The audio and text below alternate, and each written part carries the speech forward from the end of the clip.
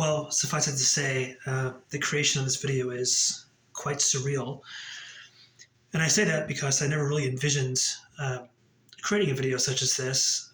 But I would say the impetus or driving force of doing so pertains to the fact that I find myself in a position where I feel as if it's quite advantageous to do so, to get an inside perspective of sorts of how others view um, the situation I find myself in. I could say in a very genuine manner that my faith in God is quite pronounced. It's quite genuine. I'd be lying if I were to say that was always the case. I was quite close to God as a small child. In a way, I feel as if the relationship I had with God then was stronger than any other time in my life. His reality was as assured as my own, and there was no real complexity in the equation there. I just truly felt as if he existed and felt that in a very powerful way. But through the progression of time, there was this chasm of sorts that existed between God and myself that was quite painful. And there was a lack of confidence.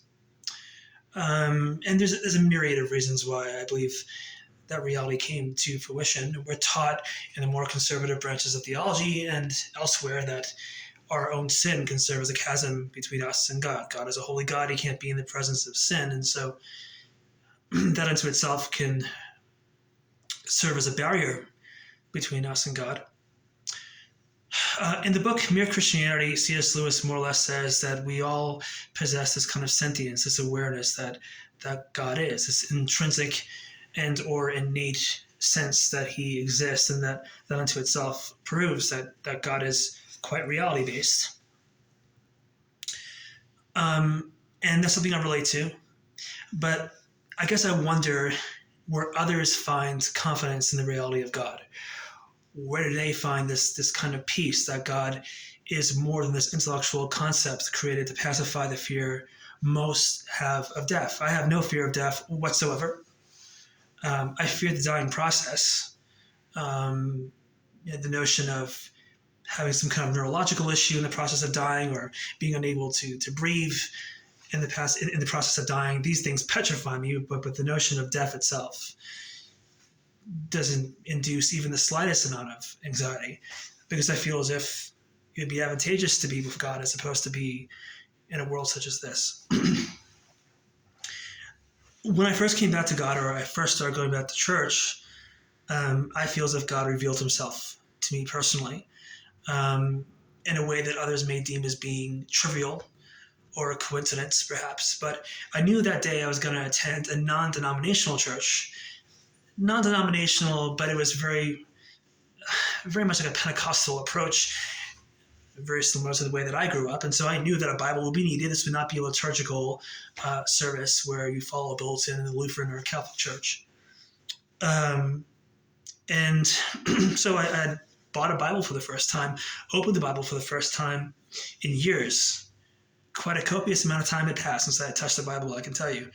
And the very first place when I opened the Bible to, as I was waiting for a train in New York to go to this church, was the very first page of the book of Joel, the prophet I was named after. And so it could be a coincidence, one could say, but to me that certainly defies mathematical probability.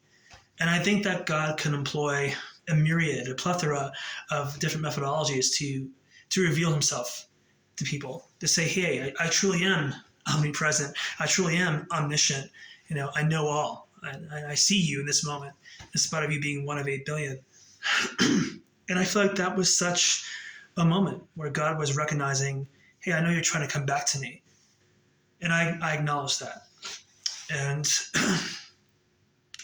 so I think in creating this video, I'm hoping to learn of how God revealed himself to you. And the reason why is because I have this insatiable desire to feel that confidence I once had as a small child, that he is. And if God took the time to reveal himself to me, and I think he did, and God knows there's nothing special about me, I'm wondering how he revealed himself to you personally. And I think it can have a transformative effect, not only on my own life, but others who watch this video who need that, who long for that insatiably as much as I. This peace, this confidence that he does in fact exist. Jesus, that is, God the Father, the Holy Spirit. I had posed this question to a Lutheran pastor.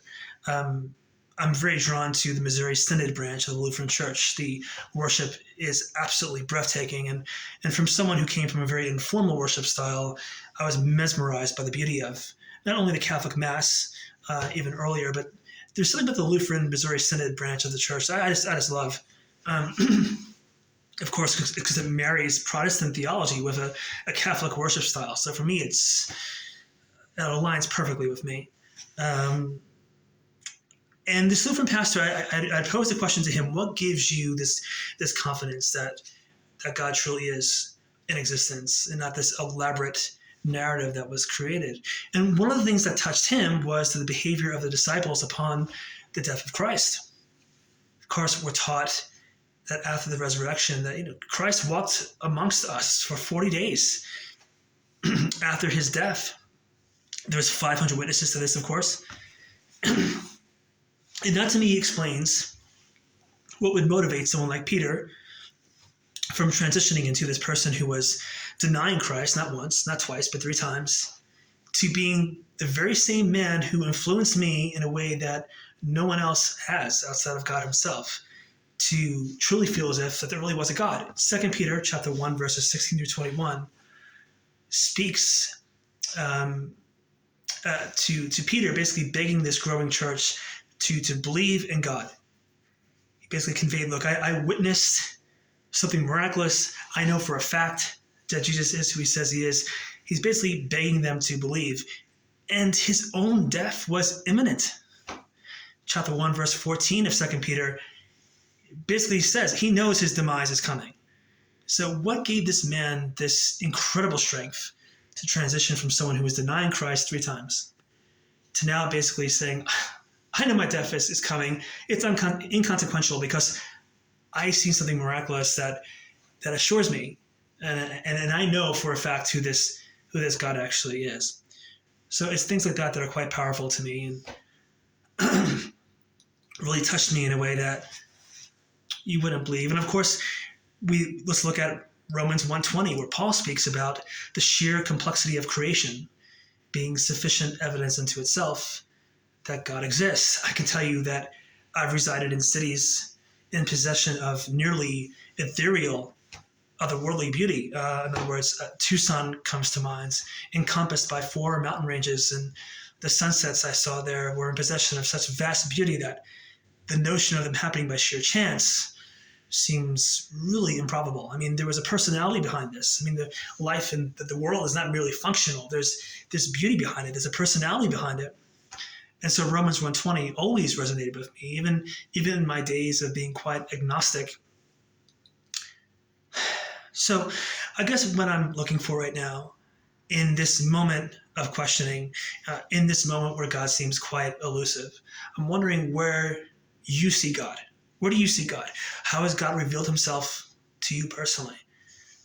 Think about how powerful this video could be, potentially, if in the comments there was, quite a bit of narratives that spoke about their own personal experiences, and this could serve as a frame of reference for others that are also longing in a very powerful way for proof, so to speak, of who God is in their personal lives, that the fact that there is a God. I feel as if there is nothing in existence that could ever hope to eclipse the importance or the topic of God. We focus every day on mere survival and the most trivial things. What we're going to watch on TV. I don't really watch TV anymore, but a lot of people do. And so, or just the minutia of life. And if God truly is, if he truly is who he says he is, then I want to focus on him in spite of this great chasm that seems to exist between him and I. I don't want to let go. And I think that technology makes us privy, makes us cognizant of things that we never would be otherwise. And so why not use this technology to see how other people view this topic? I would love to hear about how God revealed himself to you personally. If he took the time to reveal himself to me, I'm sure he did to you as he did to you as well. So look, I know I was quite verbose, and I don't want to belabor this anymore. Again, it feels awkward to create a video like this, quite surreal, but it feels quite advantageous to do so as well.